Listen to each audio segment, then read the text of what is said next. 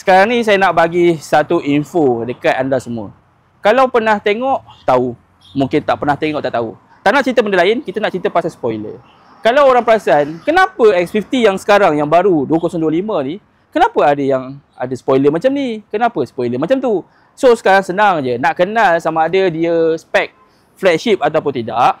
Nombor satu, tengok pada tepi pun kita dah tahu. Kita akan nampak tulisan S dekat sini. S ni apa? Untuk sport.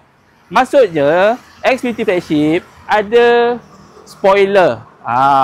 Sport ataupun kita boleh panggil sporty spoiler ke, tak kisah. Tapi dia memang berbeza dengan X50 yang lain. Maksudnya nak tunjukkan dia memang model yang paling high spec. Inilah dia daripada tepi. Jadi tak kisah sebenarnya nak ambil flagship ke, premium ke, executive, tak kisah.